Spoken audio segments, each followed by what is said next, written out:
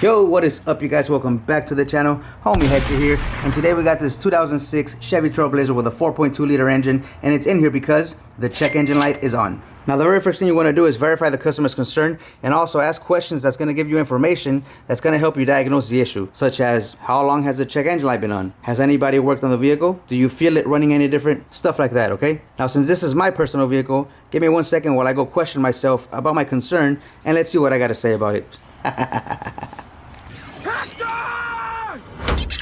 Okay, so first things first, let's verify the customer's concern. So let me go ahead and start it up and see if the check engine light is on.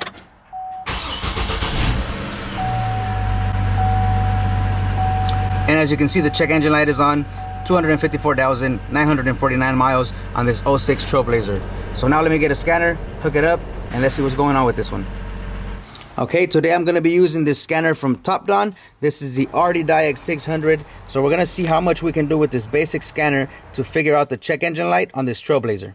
Alright, so we're going to go straight into diagnose. And anytime we have the auto detect option, I'm going to go with that one because it makes things move a lot quicker. So right here, we're going to see if it's actually able to detect the VIN, because sometimes it can't do it and we're going to have to do it manually. And it looks like it got it right there. You can see right there, 06 Chevy Trailblazer. Now start the vehicle system detection. So let's hit OK. So it should start scanning all the modules from here.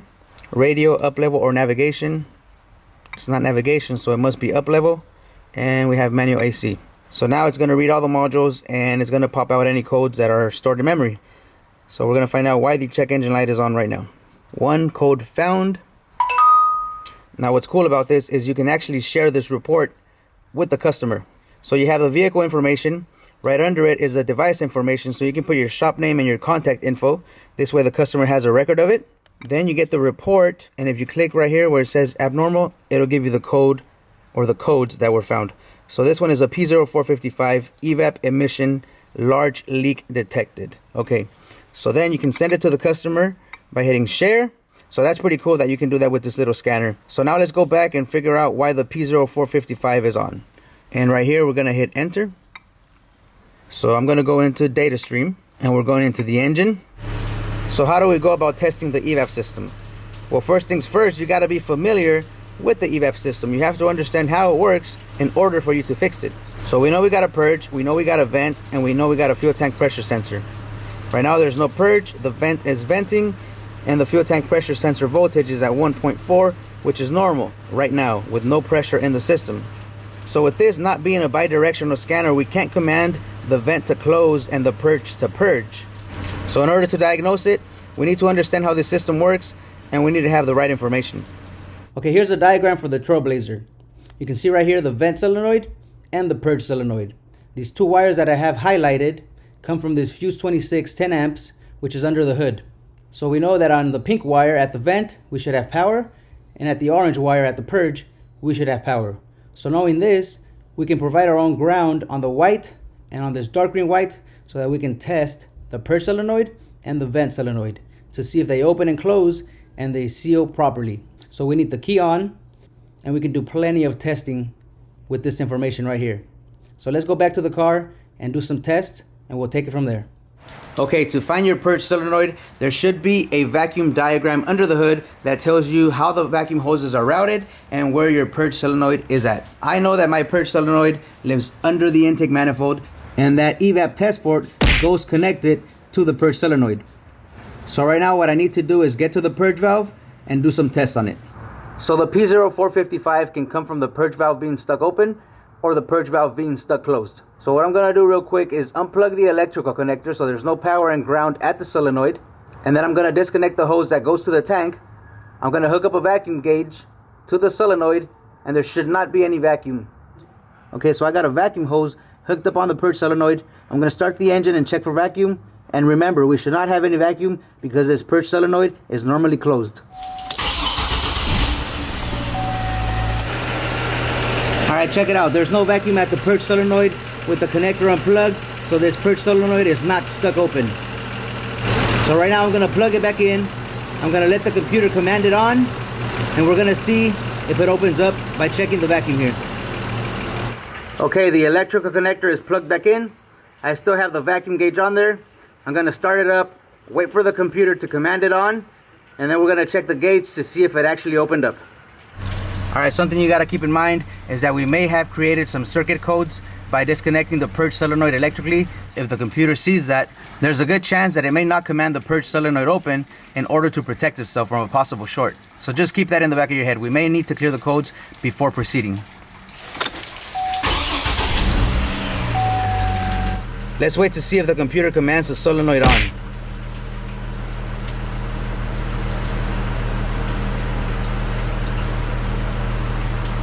Okay, so we have a 13.73% command. And check it out. There is zero vacuum on the gauge. It looks like this purge solenoid is not opening up.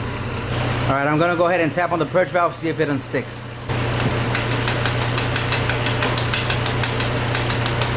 All right, one thing that could be going on is that the control from the computer to that solenoid might not even be getting to the solenoid. So what I'm gonna do right now is back probe the control wire and check to see if that command is getting down to the valve. Okay, so this black lead right here goes down to the purge valve on the back probe that I put on there.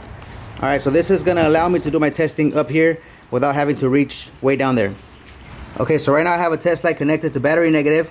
I'm gonna check for the 12 volts on the dark green white wire. And by checking for power on the dark green white wire, it tells me a couple things. It tells me that we have a good power feed from fuse 26, 10 amps, down to the orange wire at the purge valve. That power is making it through the windings of the solenoid and back out on the dark green white wire. Then I'm gonna switch my test light to battery positive, and then I'm gonna check for ground on the dark green white wire at the back probe.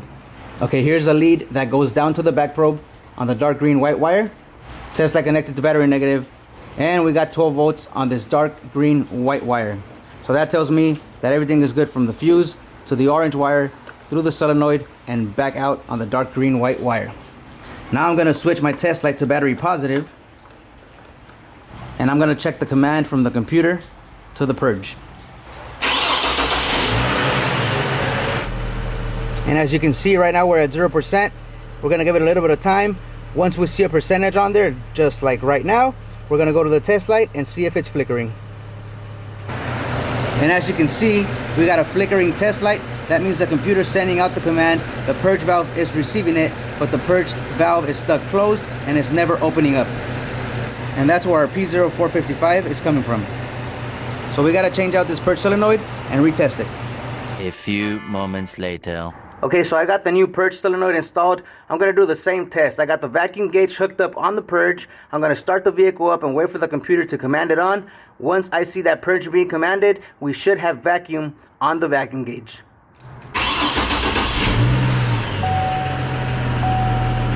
Okay, so we got a 0% command on the purge solenoid. I'm gonna wait for the purge to be commanded on, and if this purge solenoid opens up, we should see a vacuum reading on the gauge. Okay, so as you can see, the purge solenoid is being commanded on, and we have a manifold vacuum reading on the gauge. So this shows us that the purge just opened up, and this is a confirmed fix for a stuck closed solenoid. So now we can go do some testing at the vent valve. Okay, now down here at the vent valve, we can pretty much do the same test that we did up at the purge. So if you remember from the diagram on the pink wire, there is a power feed that comes from the fuse. That power feed should go through the windings of the solenoid and back out on the white wire all the way back to the computer. Okay, so down here at the vent valve, I have a back probe on the white wire, which is our control wire from the computer to this vent valve. Now what I'm gonna do right now is check for power, and if I have power on the white wire, that tells me that we have a good power feed from the fuse to the vent valve on the pink wire. That power is going through the solenoid windings and back out on this white wire. Alright, what I'm gonna be using is this BT260 electrical tester from Autool, and basically I can provide my own ground, provide my own power, and I also have this alligator clip that I can use to command the vent valve with a constant ground. So right now we should have power on the white wire if our solenoid windings are intact and we have a good power feed from the fuse down to the vent valve. So let's check. Alright, and as you can see, we have 11.9. That's battery voltage. It's a little low because I've had the key on, engine off for quite a while, but we have battery voltage there. I'm gonna go ahead and provide my own ground. We should hear the vent valve open and close if it's properly working. Alright, now what I'm gonna do is connect this alligator clip to the vent valve. That's gonna give it a constant ground, and it's gonna maintain the vent valve closed Then I'm gonna go start the engine. I'm gonna wait for the computer to command the purge. We should see the evap system go down into a vacuum. All right, so here's the lead that goes to the back probe. Here's the alligator clip from the tester. And when I touch them together, I'm providing a ground and I'm closing that vent valve. All right, so check it out. So I got the vent valve closed by providing my own ground on the control wire. So I'm bypassing the PCM. Right now what I'm gonna do is I'm gonna start the engine. I'm gonna wait for the purge to be commanded on. Once this purge is commanded on, we're gonna see the evap system go into a vacuum, and we're gonna see that in the fuel tank pressure sensor. If it doesn't go into a vacuum, that means that we still have a leak in the system. Okay, so right now all we gotta do is wait for that purge solenoid to be commanded on. Remember, we had a P0455 large evap leak detected. So we're pretty much doing the same thing the computer does when it wants to test the evap system for leaks. You can see the purge is being commanded on. We're down into -13. That tells me the system is in a vacuum. I'm just gonna watch this for a little bit and see what happens. All right, you can see right here we're about -19 inches of vacuum, and the purge is still purging. What I'm gonna do right now is turn off the engine, and I'm gonna leave the key on. Then we're gonna monitor the fuel tank pressure sensor to see if it drops or it maintains. All right, so the engine is off, the key is on. Now we're just gonna keep an eye on this fuel tank pressure sensor, which is exactly what the computer does when it checks for evap leaks. And you can see that we're slowly losing the vacuum on the fuel tank pressure sensor. This is what the PCM does when it monitors the evap system. Depending on how fast or how slow it loses a vacuum, it's going to tell you whether you have a small leak or a large leak, or no leak at all. Now, we did have a bad purge valve, but it looks like we still got a problem somewhere else. You can see right here that little by little we're losing our vacuum, and that indicates a leak. The point of this video was to show you that you don't need the most expensive, the latest and greatest scan tool to diagnose and fix a car. You still need to understand how the system works, and you need different ways of testing the system. Even with the basic code reader and the proper service information, you can fix a car. This one right here is a good mid-level range scanner at a good price. I'm going to leave the link down below if you want to check it out, but I'm going to end the video right here. Don't forget to drop your questions, comments, and concerns down in the comment section below. Check the links in the description, and I'll see you guys on the next one.